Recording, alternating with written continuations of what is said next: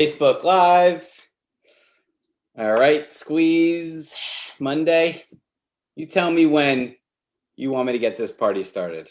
Get it You started. tell me We when are. you want everybody fired up as to this beautiful sunny Monday. You tell me when people need to start realizing that they are officially now cruising with the case handler. You just tell me when I'm ready to do that, and I'm going to do it. You are ready, man. They are ready.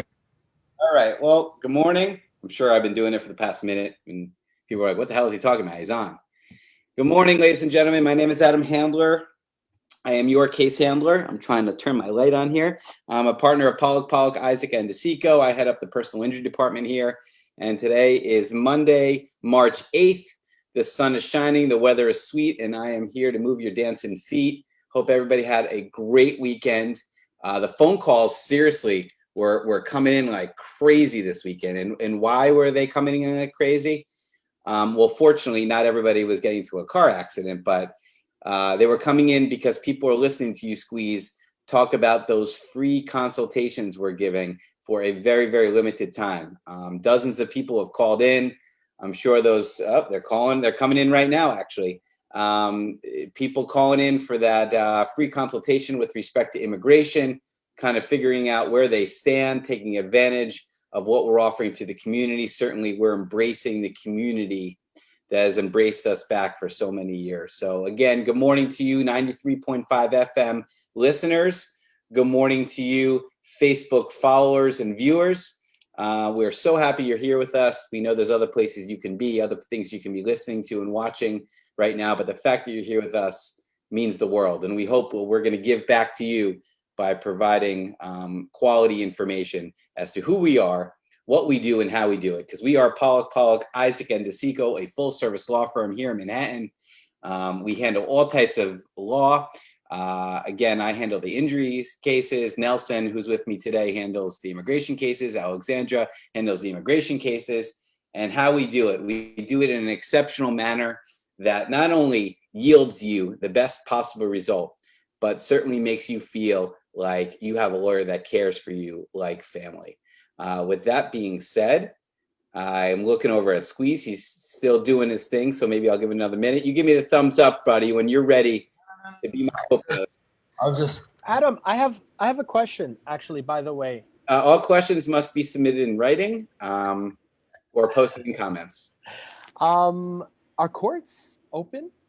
So the courts are open. However, I have not been in one in exactly 1 year. Today is the 1 year anniversary. Let me check. Let me fact check myself right now, because it was the end of the first week. No, it was not. It was tomorrow will be the last time I was in court. March 9th, 2020 was the last time I stepped foot in a courtroom.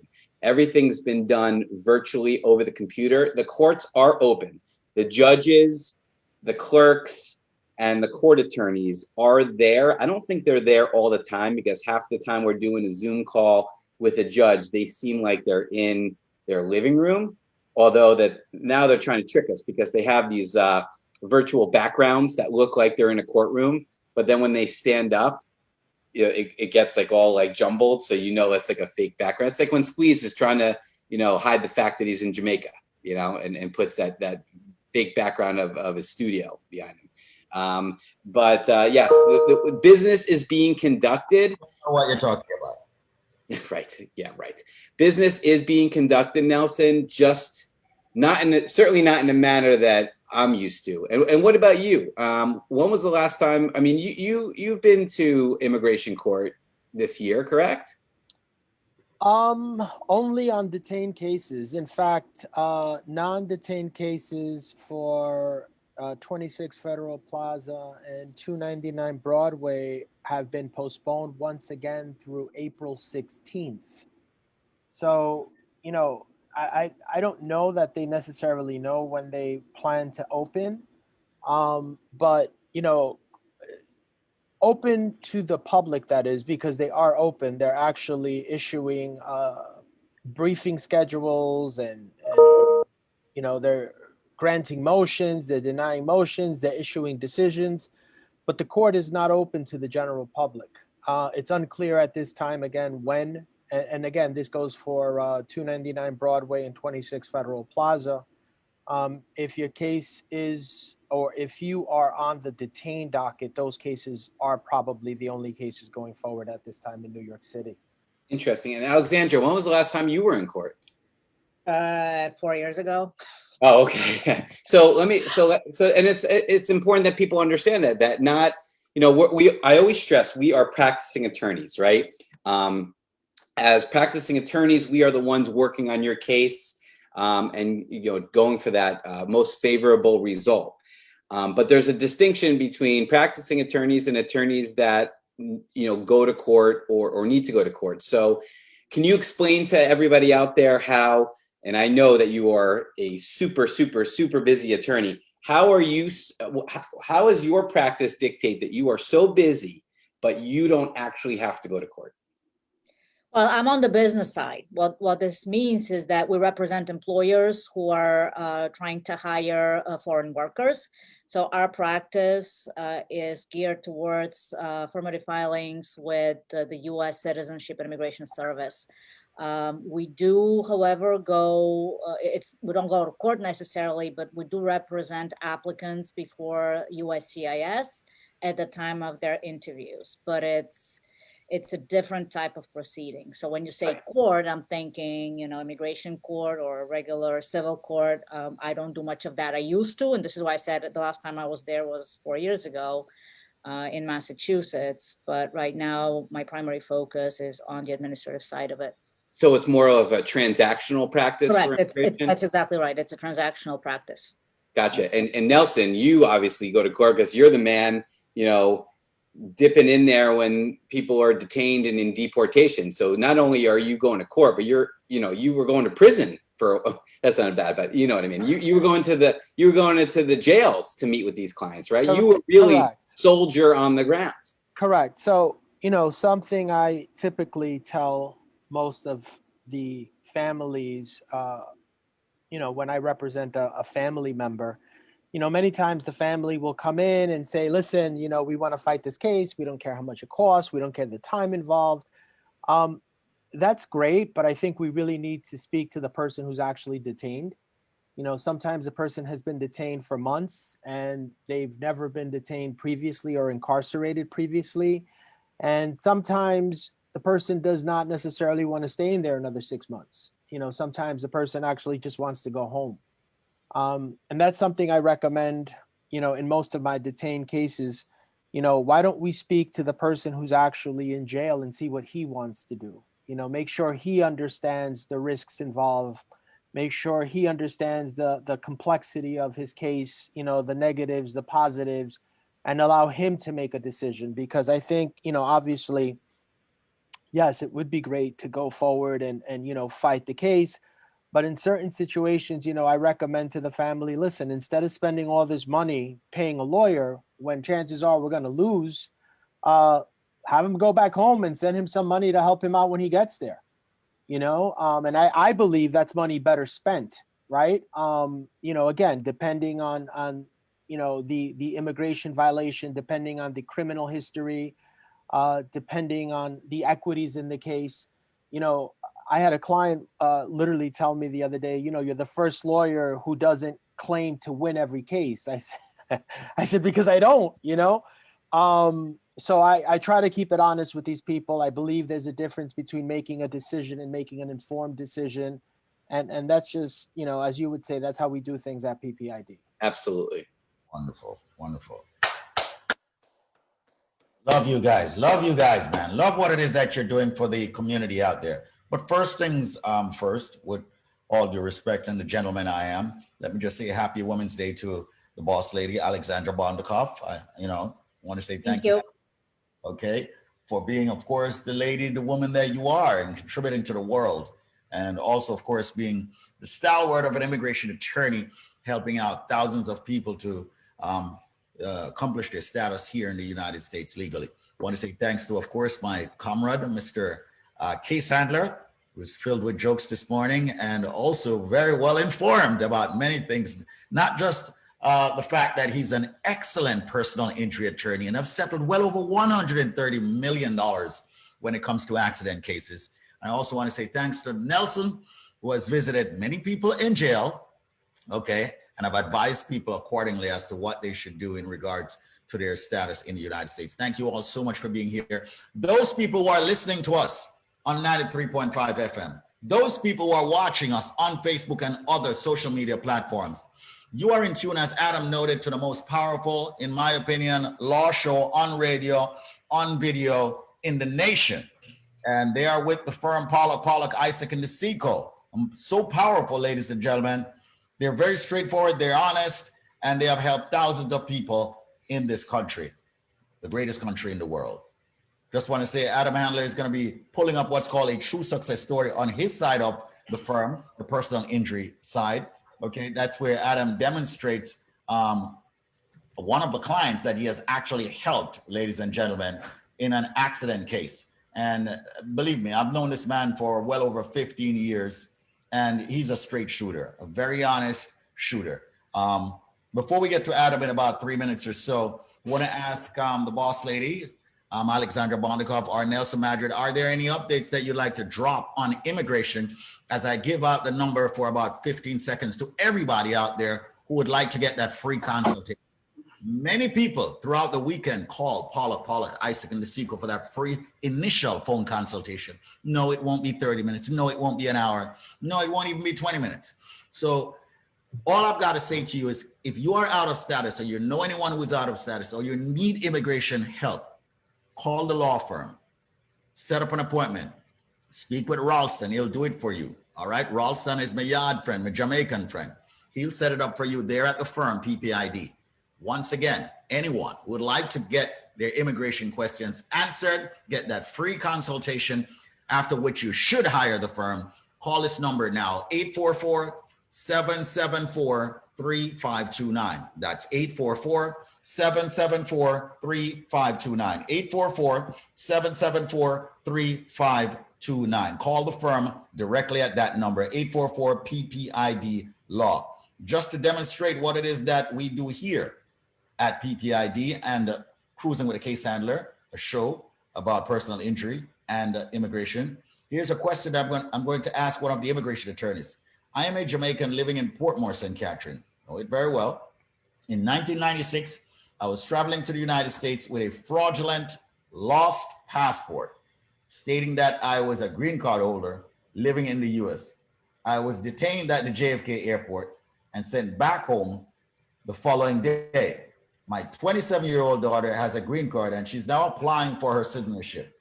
Would she be able to file for me? And if so, what sort of help would she need? So I can answer that. So yes, your daughter can file for you. However, you will need a waiver for fraud.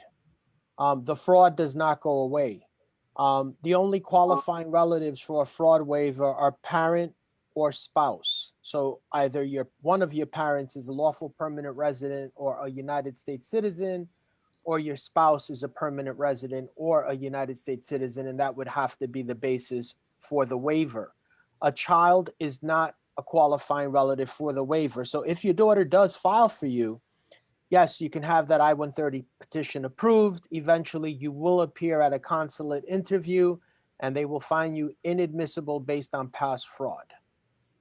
You need a waiver, and if you don't have a qualifying relative, it's just not going to work.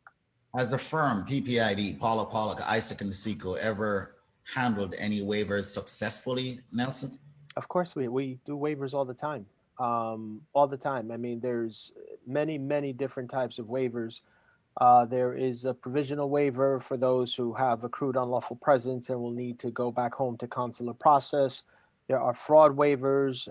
There are multiple different types of fraud waivers.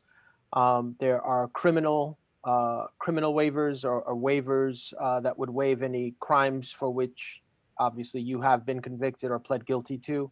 There's also a waiver that would allow someone who was previously ordered removed to return to the United States. again, there's so many waivers.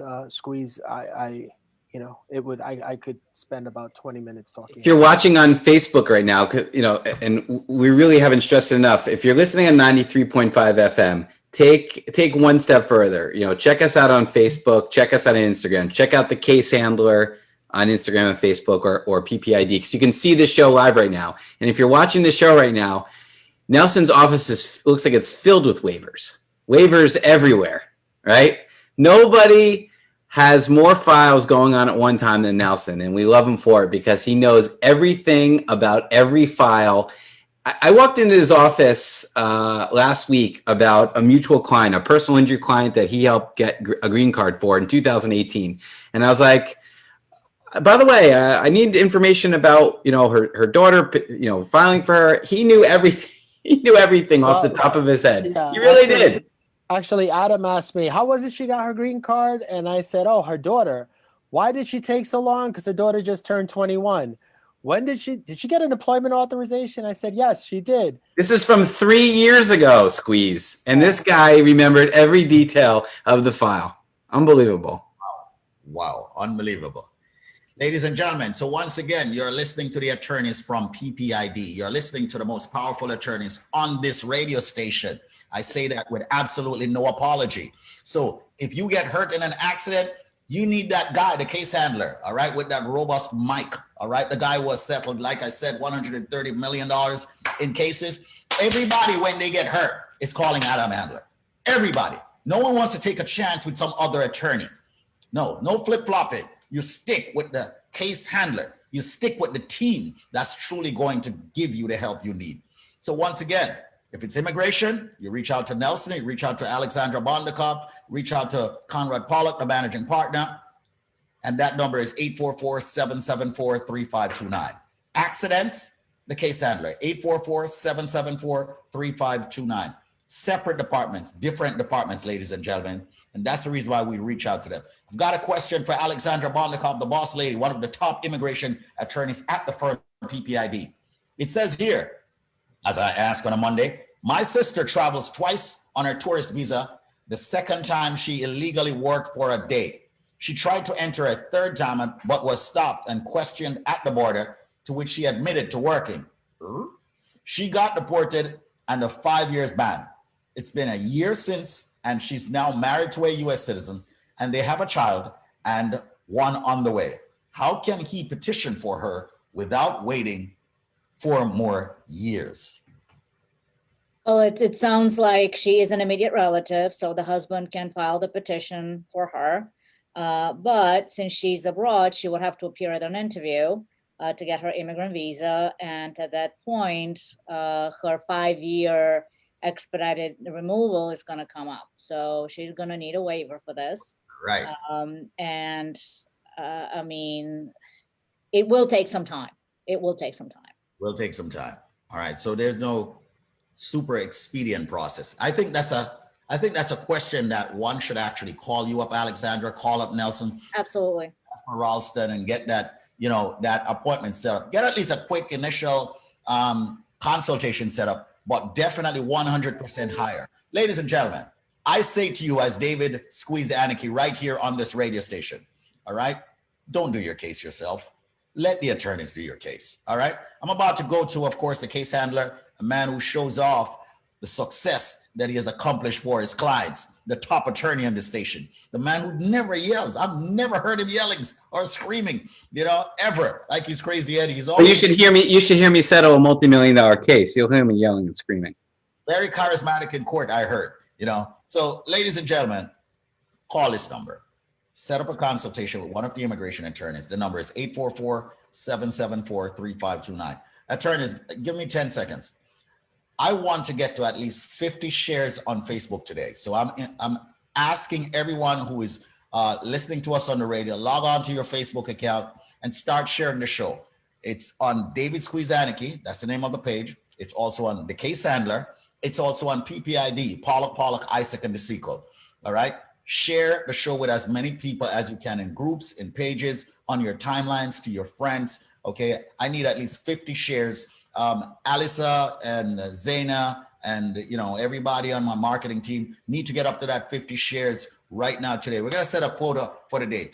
50 shares every day, Adam. That's it. 50 shares we want every day minimum. All right. Let's blow this up. So let's flip it, Nelson. Let's flip it, Alexandra, from your side, the immigration side. We'll come back later on. I do have some more questions, but let's find out if this dude can handle cases. All right. Let's find out why they gave him the name, the case handler, on this wonderful, beautiful, sunny Monday, as he noted. Let's find out why people call 844-774-3529. Even if they're out of status and they get into an accident, even if they fall on that construction site, even if they slip and fall, even from medical malpractice and definitely automobile accident, let's find out from this dude that handles cases on accidents. Well, we can talk about our most recent victory. And Nelson, I was excited to tell you this. I was going to surprise you. We settled her case on Friday against the city, the mutual client we were talking about. Yeah, we got her a settlement squeeze, $750,000 for a slip and fall accident. We're putting the final touches on the settlement right now, so I don't want to get into the. Could you repeat that number? Yeah, that number was $750,000, $750,000 for a client who actually had a case, a personal injury case, about 6 years ago with us. Then an immigration case with us right after that, and then got in another accident while that immigration case was pending. So, the second case is always the hardest case because they always say, well, her injuries are from the first case, but we were able to prove that was not the situation here, and we'll get into it. I fully expect that she will come on the show in one way or another and let us know. But $750,000 settlement against the city of New York. Breaking news just happened Friday afternoon. Wow. So tell us more about it, man. I would like to know more about this case that you settled, Mr. Case Handler, Mr. Yeah. Adam. You know what? The ink is not dry on the settlement papers yet, so I'd rather not get into too much detail, but I will tell you that she was on city property, a city building actually, and she slipped and fell due to a problem that they knew about for years and years and years. As an attorney, as a personal injury attorney, the success I have on a case is founded in several aspects. Obviously, evidence and the quality of evidence is number one, right? And evidence can be everything from a witness statement to a photograph to a video to a medical record to the plaintiff's testimony herself. Here I had literally everything. We had photographs of the problem, videos of the problem, a accident report, that came immediately when she fell, complaining of that certain body part. A lot of times they say, well, she fell and she didn't tell the ambulance worker that she hurt her neck. She just said she hurt her elbow. In this particular case, the complaints were to her left knee. She immediately complained of the left knee to everybody. It was the quality of evidence was overwhelming. And it was a difficult case because she did have a prior injury to that same body part, but we were able to prove that she had made a recovery and this had re-injured it. So a $750,000 settlement in this case, probably if this was her first accident with that specific injury, that case probably would have went closer to $2 million.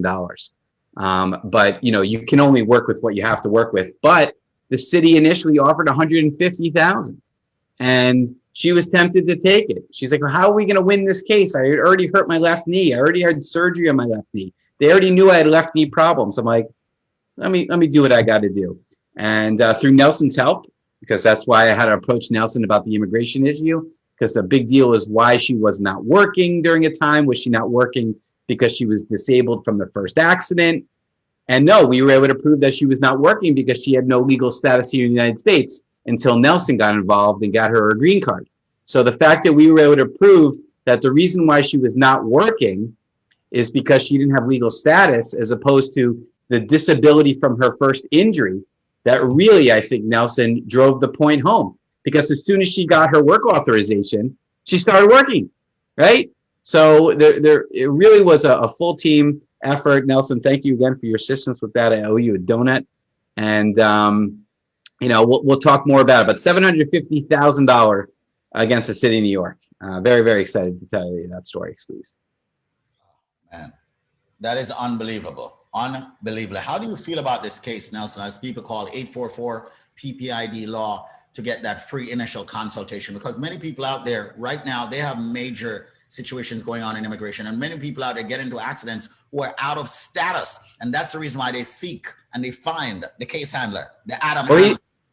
He's happy because you're happy because you know she has money to pay for her citizenship now. Well, no, I'm actually a little disappointed on a $750,000 settlement. All he's offering is a donut. It's a golden donut. Get me a cup of coffee while you're at it. Whatever you want, but all right. We'll celebrate. You know me. I mean, no, listen, again, as Adam said, I mean, I think she's a great person. She had been in the United States for many years without legal status. And again, this was one of Adam's clients who had come in to see Adam, and Adam had her see me, and we found out that she was eligible for a green card or for adjustment of status. During the process, she was also obviously eligible to receive employment authorization, which she did. So, I was obviously happy that we were able to help her. And yes, I did speak to Adam about the case sometime last week. So, I mean, look, I definitely think it was a happy ending, and kudos to Adam for doing what he does.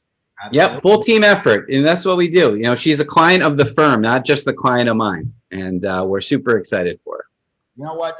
What I want to ask, Alexandra and Nelson, how many times have you guys done consultations with people or have run-ins with people that come to the firm, because the firm is a full-service law firm, and a lot of people did not know that there were options for them to get a green card. There were options for them to get their status sorted out in the United States. We just had this issue, didn't we, Alexandra? Yes, we did. Yes. Yeah. If you're referring to that phone call last week. Yeah. Exactly. Right. It was a client of Adam's who had an emergency. She or a relative of hers needed to leave the country because of a death in the family, unfortunately. And they realized that the green card was missing. They lost the green card. So, life happens. And because we are multifaceted, we're able to provide better service to our clients. Absolutely. And but a lot of people out there, have gone elsewhere, and, they were told there is no help. But when they came to the ID, they found out that there was really help. I believe I've heard Nelson speak about one of those cases last year. And this is the reason why, ladies and gentlemen, you go to an experienced law firm. You go to a firm that has depth, a firm that was built on 60 years of immigration, a firm that has well over 6 years of a personal injury team headed up by the handler, the case handler, that is. So once again, choose your weapons carefully. I will never stop saying that. Choose your weapons carefully. I choose PPID. Give them a ring for immigration or personal injury. Here's the number to get your free immigration consultation. The consultation for personal injury is always free. The number is 844-774-3529. That's 844-PPID law. 844-774-3529. We'll continue on Facebook now. Thank you, 93.5. It's 10 o'clock. All right. Great show so far, attorneys. Okay, got a couple of more immigration questions. Thank you so much for that wonderful true success story, Adam Handler. I love it. I love them when they're coming hot off the press, I should say, right off the stove, nice and hot and juicy. I like that. All right. So let's go to a question here, a pretty long one here. My 16-year-old niece was filed for by her father in 2013. Since her arrival, both her dad and stepmom changed her diet to vegetarian. She walks to school even in the winter season. They tried to change her religious views and recently took all her gadgets, including her iPod. Let me see where this is going. She has no way of contacting her mom. Thanks to her friend, she was able to send a few messages on Facebook so I could understand what was happening to her. She's verbally abused, not being well provided for as she was when she lived in Jamaica. Her dad has not purchased enough clothes for her to wear to school. He threatens her that he will send her back to Jamaica and she will lose a chance to be in the United States, as she will not be able to return. In December, she managed to find herself a part-time job. However, her dad took her check. My question to you is, if she does decide to return to Jamaica, what are her chances of getting back her green card when she's old enough to manage on her own?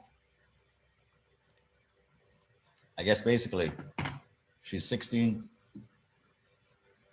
Her father is threatening her and taking her check and taking advance and pretty much abusing her from what I'm seeing here. She wants to know if she goes back to Jamaica, could she come back in the future? She could. It's I mean, to me, the major issue that I'm hearing Thank you. is not an immigration one. Right. I think that it's more like a child services kind of type of question. But if she leaves the United States on her green card, she may be able to keep it.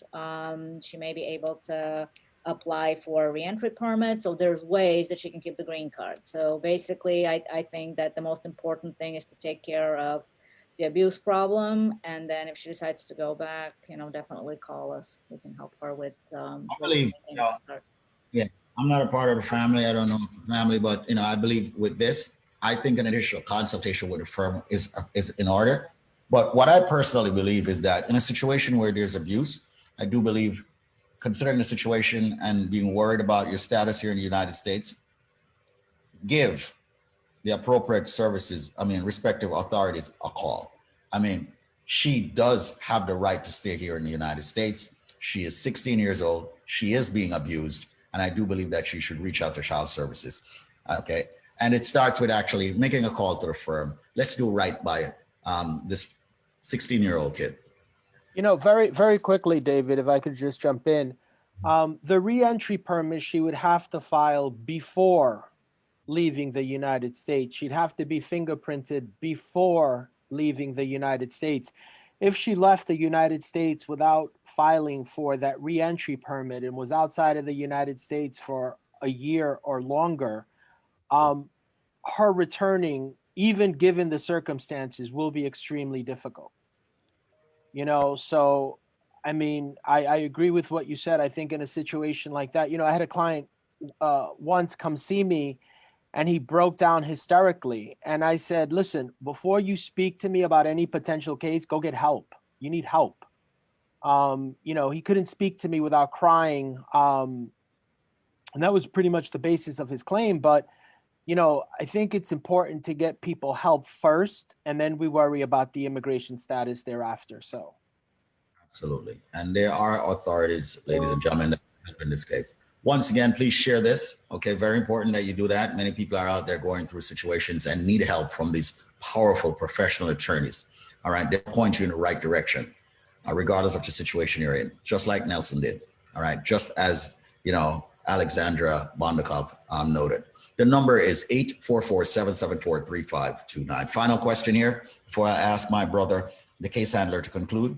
It says here, my brother, principal immigrant, is scheduled for his immigrant visa interview next month, based on his mother's, a U.S. citizen, petition for him. Assuming he receives approval next month and departs for the U.S. in December 2010, along with his young daughter's derived beneficiaries, once he receives his green card, can he travel outside the U.S. for less than 1 month and return to the United States without any issues? Once he and his daughters receive their green card, should he decide to have his daughters continue their schooling in Jamaica for a few years, will he need approval from the USCIS to do this? If so, what type of form would he need to file? Further, once my brother is eligible to apply for U.S. citizenship, will the fact that his daughters as U.S. green card holders were outside the U.S. for more than 6 months impact his eligibility for filing for their deriving U.S. citizenship from his petition? I appreciate any guidance you can provide. Sorry, I'm moving a little faster. Thank you so much for smiling at that, Nelson. All right. So that would be like a compound question, no? Like a question on top of a question on top of a question on top of a question. Yes, once you get your green card, you can travel. Again, if your children get their green card, as I said moments ago, I don't think it's the wisest thing for them to go back home and continue with their education at home. Lawful permanent resident, right? Think about that. Lawful permanent resident. That means you are residing in the United States, not going back to another country, because then that would mean you're residing in the other country. It sounds like the children might be eligible to get a reentry permit. This isn't the type of thing I feel generally comfortable doing. Now, if he eventually were to naturalize and become a citizen. It all depends on how old his children were at the time he naturalized, whether or not he was divorced from the mother of the children, whether or not he has legal custody, or whether he was legally separated. I mean, there's a lot. That question leads to a lot of other questions. And it's a complicated case. You're trying to do a lot of things. Reach out to someone. This isn't something you want to do on your own. This will be extremely complicated. And there's no room for error, especially when you're talking about minor children. Absolutely. Want to say thanks to each and every one for tuning in, to Cruisin with a Case Handler show that you can catch here each and every single weekday morning at 9:30 a.m. on 93.5 FM New York time. All right, the number for those people out there who would like to get themselves a free consultation in immigration and speak to Adam Handler, your accident attorney, your case handler, for free. The number is 844-774-3529. That's 844-PPID-LAW. Adam, I'll let you conclude. Hey, listen, it's a great show. It's Monday. It's a new week. It's a new beginning for you and your family. Like I said, we're offering these free consultations in a way that we're really trying to give back to the community that's given to us for so many years. You have nothing to lose and everything to gain by calling that number. And if you're watching this part of the show, we know you're already down with PPID. You're a Facebook viewer, you're a Facebook listener, and we're happy to have you. So thank you so much for your support. We love you. Have a great day. I'm going to take this phone call that's just coming in. I just missed it, but we got work to do, guys. Let's get to it. All right. Thanks to everybody once again for joining us here. We'll catch up with you tomorrow. And of course, 93.5 FM and right here on Facebook. Thanks to the marketing team. Do remember to subscribe to the newsletter, news@ppid.com, or fill out the form that you see posted on the website. We'll ask Zaina or Ali to make sure that form is posted so you can be a part of the database and get your newsletter from PPID every month. Thank you all so much, attorneys. Happy Women's Day again, International Women's Day to Alexandra Bondikoff and all the women that's out there. We appreciate you. Have yourself an amazing day.